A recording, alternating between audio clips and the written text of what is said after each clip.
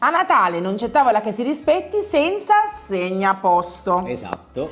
Quindi arriva il nostro progetto numero 5. Grazie all'uso di una semplice molletta, dei fregi bellissimi con serratura e chiavettina e un cartoncino avremo tutto quello che serve per creare il segnaposto perfetto. Sì. La molletta ovviamente si può riutilizzare tutto l'anno perché sarà speciale e anche il bigliettino è da conservare. Sì.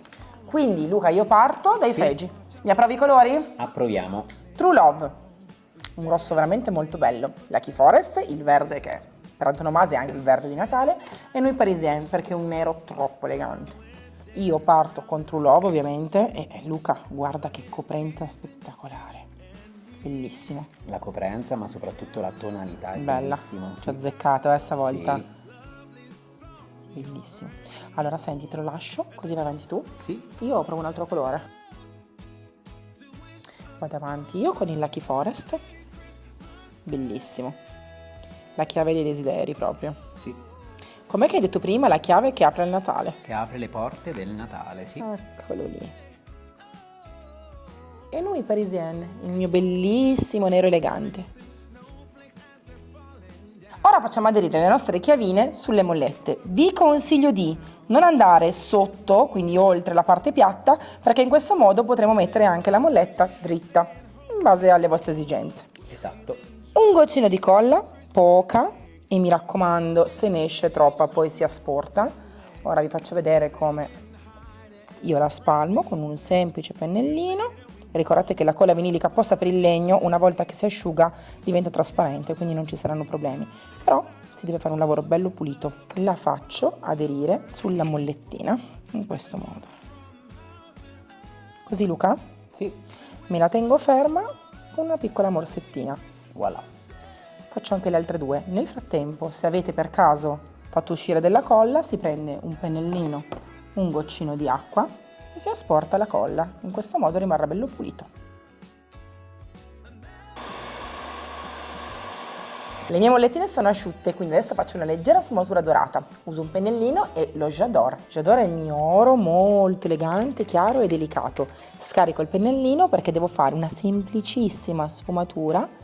Guardate che spettacolo, che doni eleganza. È già Natale. È già Natale. Me la provi quindi, vero? Sì. Guardate qui, non deve mai essere troppo, non deve essere too much, deve essere discreto. Ecco qua, guardate che bella. Ora con gli stessi colori vi facciamo vedere una cosa semplice. Barattolino piccolo, pennellino e sporchiamo il fondo del barattolo. Ma in modo molto veloce e incongruente, senza impazzire. Così. Andiamo su un pezzettino di carta, un cartoncino, su cui poi metteremo il nome della persona che invitiamo, e al centro, più o meno, timbro. 1. Non deve essere perfetto, deve essere incongruente. Con un piccolo pennellino a punta e il Lucky Forest disegno delle piccole foglioline. Per il True Love facciamo le bacche.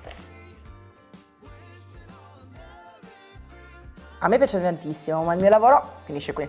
Passo il testimone a Luca che scrive benissimo e scriverà il nome dei miei 3 bimbi. Sì. Rosa, Leo perché è Leonardo e Miki perché è Michelangelo e non ci sta. Mi sono anticipato una piccolissima riga con una matita leggera, in modo che vado dritto quando scriverò. Pennello, punta finissima. 0. Noi Parisien. Andiamo a scrivere a mano libera, o se vogliamo essere più precisi magari prima ci aiutiamo sotto scrivendolo a matita. Io faccio l'ultimo step, l'anticatura. Metto un goccino di acqua da una parte, prendo una puntina di marron glacé che è il mio protettivo color marrone e ora guardate col pennellino vado a schizzare in questo modo.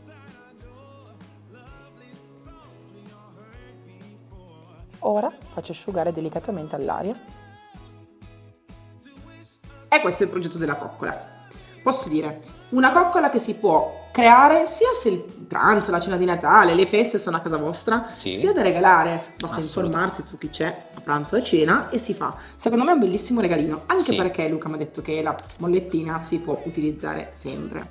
Sì, è comoda per chiudere i biscotti, ragazzi. Quante volte abbiamo bisogno di chiudere il pacco dei biscotti e non sappiamo con cosa? O comunque anche lasciarla vista per altre Sì, cose. è carina, sì, Vero? sì. Io so già che metterò questi fogliettini di carta con i nomi appesi all'albero, perché a me piace l'idea di prendere il nome e poi metterlo all'albero. E quest'anno l'albero è molto vissuto, è molto vintage, vero? Sì. Ma se vogliamo seguire il Galateo O non il Galateo. ma come si potrebbe in realtà fare per fare in modo corretto? A Natale è tutto permesso, secondo me. Che si deve fare? Possiamo metterlo a posto del tovagliolo, quindi alla sinistra del piatto, Ok? e vicino alla forchetta, oppure a posto del piattino del pane. Visto che un cartoncino prende molto spazio, non possiamo metterlo davanti Sopra. al piatto, esatto. E un consiglio carino è anche scrivere, secondo me, qualcosa dietro, quindi approfittare di questo cartoncino per scrivere dietro la data del Natale corrente e un pensiero, gli auguri, tutto quello che vogliamo. È una coccola molto pensata. Sì. Bisogna tornare a fare le cose con le mani. Qua veramente di costo c'è proprio poco. Niente. Io ho messo il fregio perché mi piaceva l'idea della chiave e poi perché comunque la rende più chic. Vero? Diciamo dove comprare i prodotti. Come Sì. sempre www.easyrom.com, l'unico sito italiano che vende Magic Paint. Dai rivenditori? Sito Sì. magicpaint.it, trovate il vostro diviso per regioni, quindi impossibile non trovare il proprio. E non si vende su Amazon, neanche a Natale. Ciao ciao. Ciao!